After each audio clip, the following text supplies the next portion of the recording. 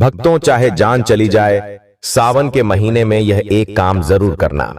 हर हर महादेव। वास्तव में सावन का महीना भगवान भोलेनाथ की आराधना का ही पर्व है।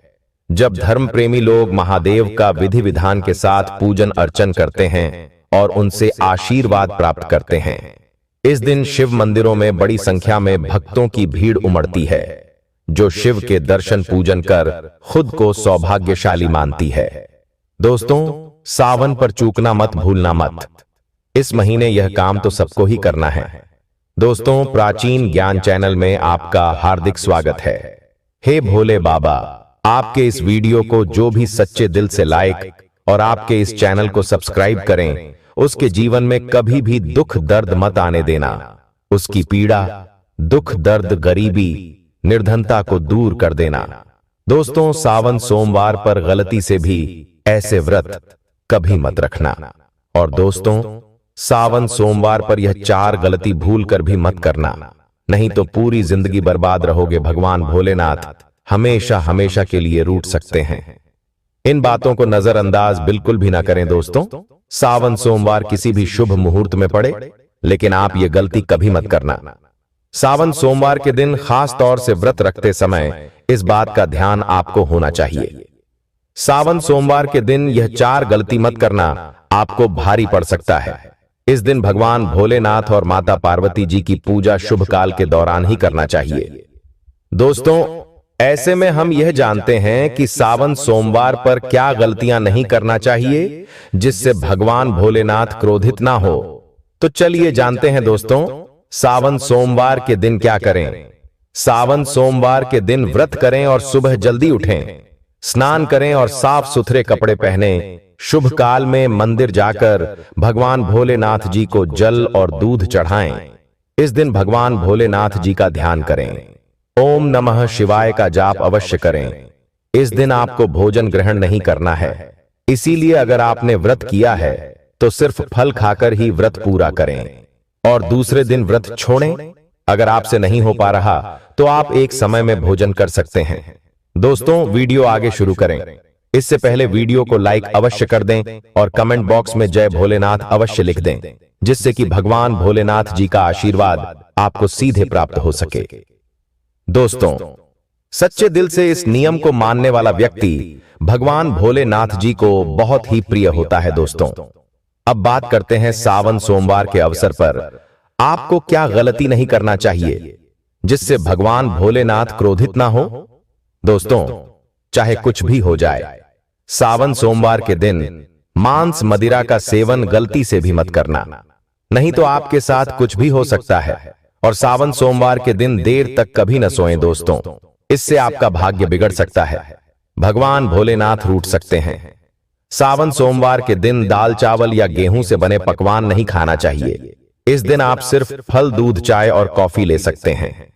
अगर आप भगवान भोलेनाथ जी को प्रसन्न करना चाहते हैं तो इस दिन काले कपड़े भूलकर भी मत पहनना। इस दिन जितना ज्यादा हो सके भगवा रंग, यह लाल रंग का ही कपड़ा पहने, बहुत ही शुभ और मंगलकारी माना जाएगा।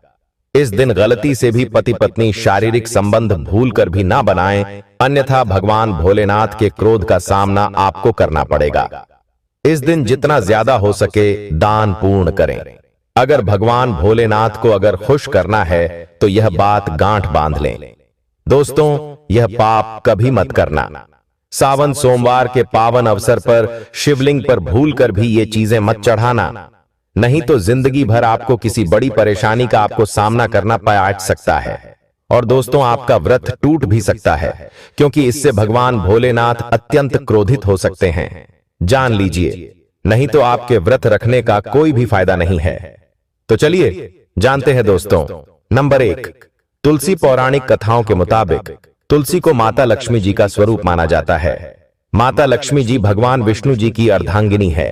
भगवान विष्णु शालिग्राम की पूजा में ही तुलसी का प्रयोग किया जाता है। ऐसे में शिवलिंग पर तुलसी का प्रयोग वर्जित है। यह आपको पाप का भागीदार बना सकता है, इसीलिए भूलकर भी ऐसा अनर्थ कभी मत करना।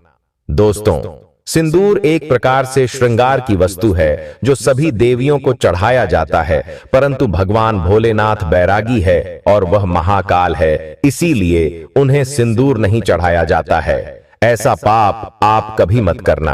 और सावन सोमवार के पावन अवसर पर जितना ज्यादा हो सके आपको भगवा रंग पहनना चाहिए। भगवान भोलेनाथ अति प्रसन्न होते हैं, इस दिन काले कपड़े पहनने से बचना चाहिए और भगवान भोलेनाथ के मंदिर में काले वस्त्र पहनकर कभी प्रवेश न करें। दोस्तों, हल्दी सभी देवी देवताओं की पूजा में हल्दी का उपयोग किया जाता है, लेकिन कुछ का मानना है कि काल के देवता भगवान भोलेनाथ जी को अर्पित नहीं करना चाहिए, क्योंकि हल्दी सौभाग्य का प्रतीक है। और केतकी के फूल, पौराणिक कथाओं के मुताबिक केतकी के फूल भी शिवलिंग पर नहीं चढ़ाना चाहिए, क्योंकि एक बार केतकी के फूल भगवान ब्रह्मा के झूठ में साथ दिया था। यह बात जानकर भगवान भोलेनाथ ने क्रोध में आकर केतकी के फूल को श्राप दे दिया। इसीलिए यह गलती भूल कर भी आप ना करें। दोस्तों, नंबर 6, नारियल पानी। एक पौराणिक मान्यताओं के अनुसार ऐसा कहा जाता है कि शिवलिंग पर नारियल पानी नहीं चढ़ाना चाहिए, क्योंकि यह शुभ नहीं माना जाता है। इसीलिए इस बात का विशेष कर आप ध्यान रखें।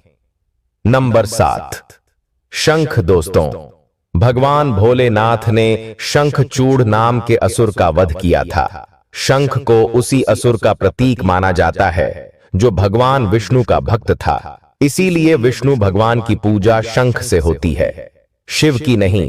प्रिय भक्तों, इस बात का विशेष का ध्यान रखें। नंबर 8, तिल। यह भगवान विष्णु के मैल से उत्पन्न हुआ था, इसीलिए इसे भगवान भोलेनाथ को नहीं अर्पित किया जाना चाहिए। दोस्तों, नंबर 9, टूटे हुए चावल।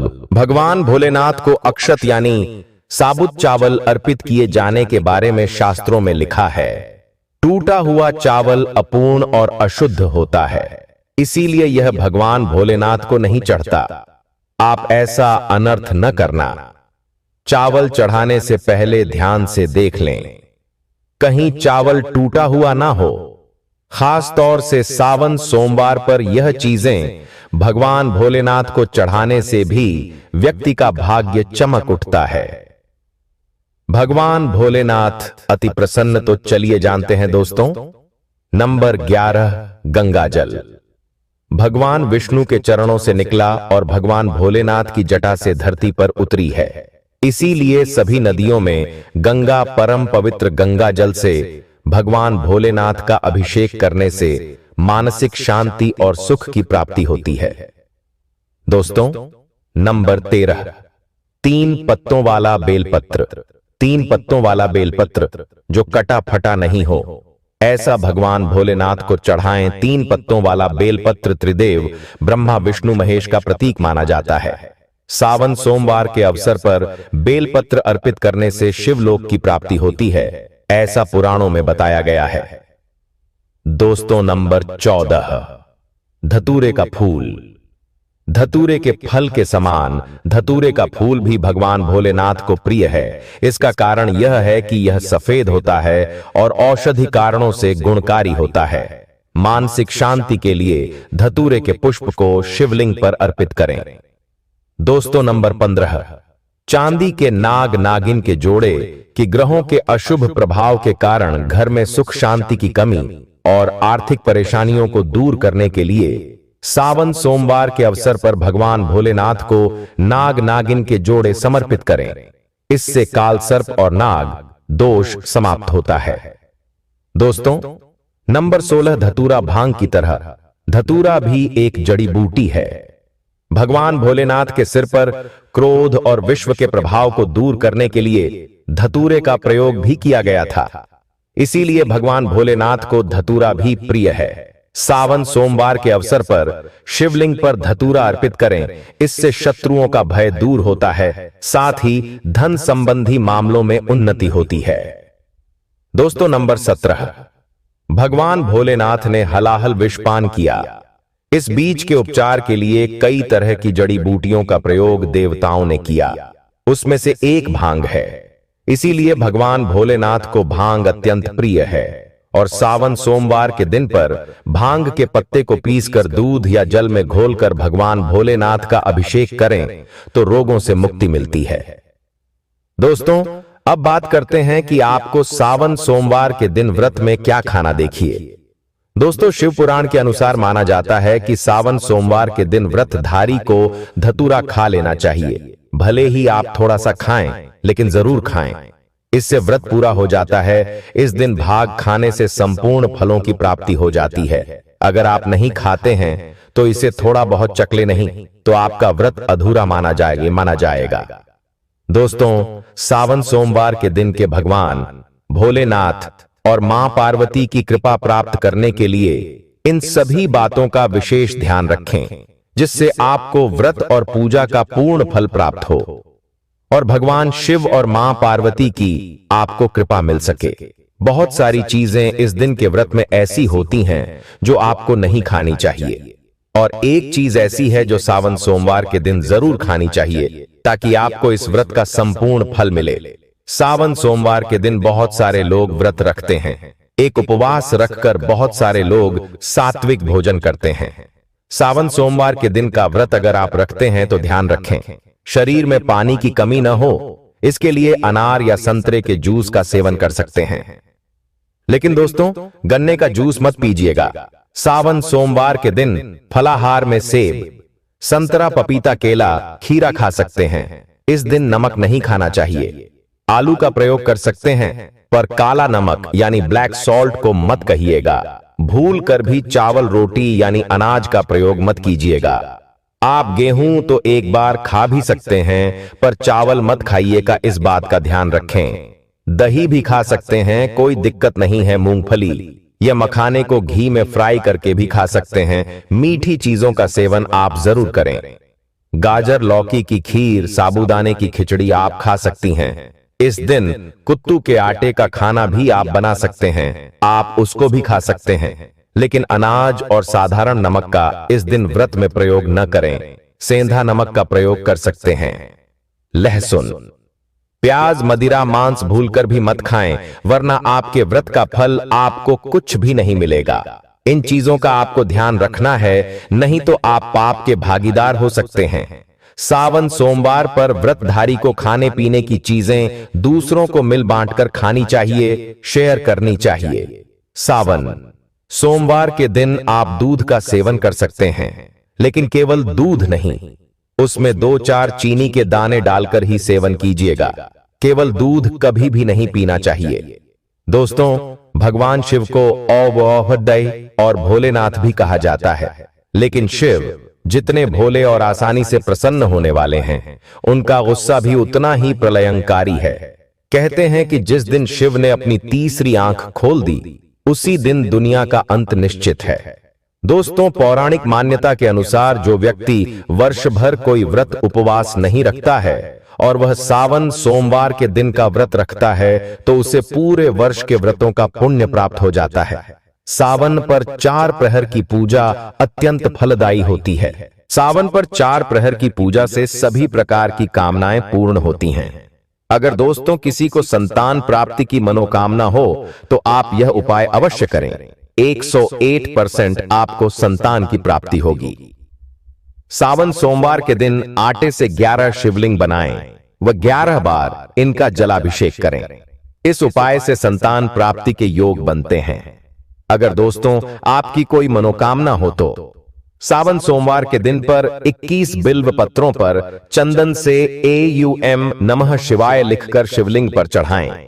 इससे इच्छाएं पूरी हो सकती हैं। अगर विवाह में अड़चन आ रही है तो सावन सोमवार के दिन शिवलिंग पर केसर मिलाकर दूध चढ़ाएं, जल्दी ही विवाह हो सकता है। और सावन सोमवार के दिन एक कार्य आपको जरूर करना चाहिए।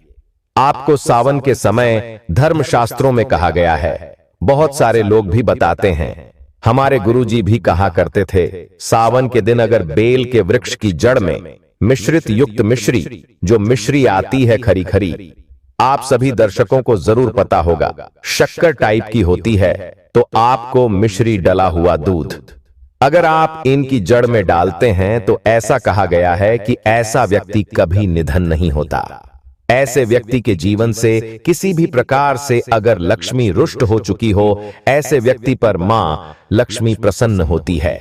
ऐसे व्यक्ति के जीवन में धन का अभाव नहीं होता। ऐसे व्यक्ति फिर निरोग रहते हैं। निरोगी काया प्राप्त होती है। आप चाहते हैं तो यही क्रिया नीम के वृक्ष पर भी कर सकते हैं। नीम के वृक्ष पर माता लक्ष्मी निवास करती है, समस्त दैवीय शक्ति निवास करती है। नीम के वृक्ष में अगर आप जो है सावन के शुभ मंगल दिनों में आपको एक गिलास या सामर्थ्य के अनुसार तांबे के लोटे में आपको दूध डाल करके इनके अंदर जो है अभिषेक करना चाहिए कि जड़ में डालना चाहिए। आपको मीठा दूध ही डालना है, मिश्री मिला हुआ दूध आपको चढ़ाना है, इनकी जड़ में डालना है और गरीबी मिटाने की प्रार्थना करनी है। या फिर जिन लोगों पर कर्ज का भार है वह लोग बोल सकते हैं कि हमारे कर्ज का भार दूर हो, या फिर जीवन में जो किसी भी प्रकार की जो परेशानी है वह परेशानी भी बोल दे। तत्काल यह वृक्ष समाप्त करते हैं और आपको इसे छू करके आ जाना है। हिंदू पंचांग के अनुसार इस बार सावन का महीना 11 जुलाई 2025 दिन शुक्रवार से शुरू होगा। पूर्णिमा तिथि 11 जुलाई शुक्रवार को सुबह 2:06 पर समाप्त होगी और इसके बाद प्रतिपदा तिथि प्रारंभ हो जाएगी। प्रतिपदा तिथि 11 जुलाई शुक्रवार को सुबह 2:09 से लेकर 12 जुलाई शनिवार को सुबह 2:08 तक रहेगी। सनातन धर्म में उदय तिथि को मान्यता दी जाती है और उदय तिथि के अनुसार 11 जुलाई से प्रतिपदा तिथि प्रारंभ हो रही है। यही कारण है कि इस बार सावन का महीना 11 जुलाई दिन शुक्रवार से प्रारंभ होगा। सावन महीने की पूर्णिमा तिथि रहेगी 9 अगस्त दिन शनिवार को। हालांकि पूर्णिमा तिथि 2 दिन रहेगी, 8 अगस्त और 9 अगस्त को। सावन मास की पूर्णिमा के साथ ही सावन मास की समाप्ति हो जाएगी। आइए अब जानते हैं इस महीने में पढ़ने वाले सोमवार व्रत के बारे में। सावन महीने का पहला सोमवार व्रत रहेगा 14 जुलाई को, दूसरा सावन सोमवार व्रत 21 जुलाई को, तीसरा सावन सोमवार व्रत 28 जुलाई को और उसके बाद चौथा और अंतिम सोमवार व्रत रहेगा 4 अगस्त को। इस बार सावन के महीने में कुल 4 सोमवार व्रत पढ़ेंगे। हर साल सावन पूर्णिमा के दिन रक्षाबंधन का त्योहार भी मनाया जाता है और उदय तिथि के अनुसार इस बार 9 अगस्त को सावन पूर्णिमा है, तो इसी दिन रक्षाबंधन का त्योहार भी मनाया जाएगा। इस बार राखी बांधने का शुभ मुहूर्त सुबह 5:47 से लेकर दोपहर 8:24 तक रहेगा। अब जानते हैं मंगला गौरी व्रत के बारे में। सावन के महीने में पढ़ने वाले मंगलवार को मंगला गौरी व्रत रखे जाते हैं। मंगला गौरी व्रत माता पार्वती जी को समर्पित होते हैं।